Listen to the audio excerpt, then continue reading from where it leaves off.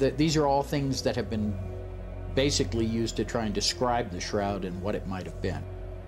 So the first thing that the scientists found, much to their surprise and delight, was that the shroud was not a fake. At least insofar as it was not created by any artistic means currently known to mankind. All of the research team's tests indicated that this was a genuine burial cloth. But then how could they be sure that it was actually the shroud of Jesus Christ and nobody else?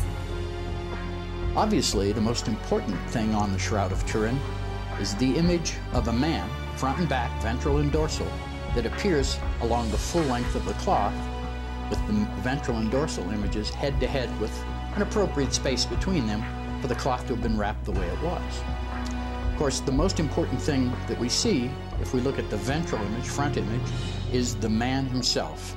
And as he stands there, you can see his arms crossed before him. You can see his shoulders, although they were damaged in the fire of 1532 and there are holes and patches there now. You can then see the legs, the knees, the thighs, the calves, and even the feet on the ventral image.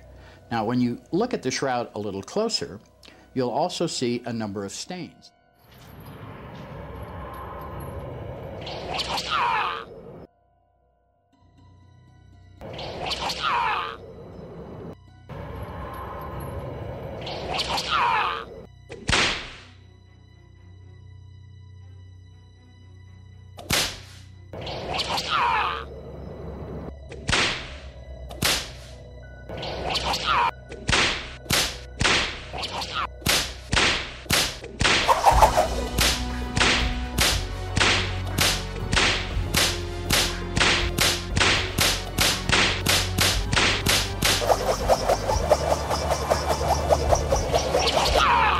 When you look at the back side of the man, the dorsal side of the man, there you see something really amazing.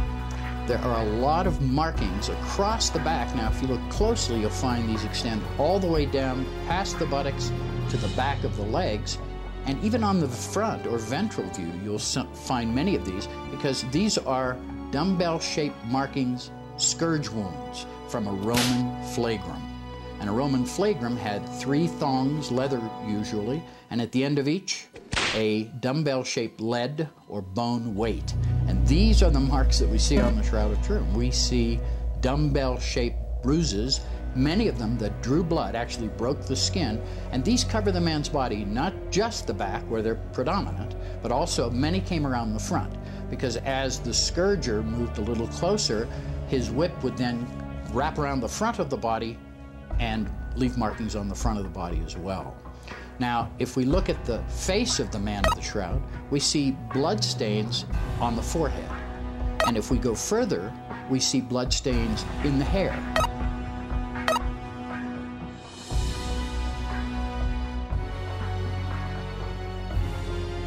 If you look directly near his heart is the darkest blood stain, which we call the spear wound blood stain, that appears on the shroud. And interestingly enough, although you can't see it with the naked eye, when you photograph this area with UV fluorescence photography, you see a large serum stain, invisible to normal lighting, but visible there on the shroud with UV fluorescence photography.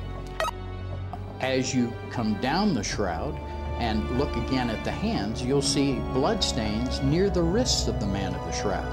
Now, this would be the crucifixion wound from where the hands were nailed to the cross, and unlike all medieval and Renaissance art, which always depicts the nailing of the hands through the palms themselves, this shows an exit wound further up the wrist and would have been the correct exit wound for the nailing through the wrists, because the Romans did this all the time and they knew very well where to nail the hands so they wouldn't come loose, and in the middle of the palm is not the place to do that, closer to the wrist. So unlike all medieval and Renaissance art, the shroud shows it forensically accurate in the wrist.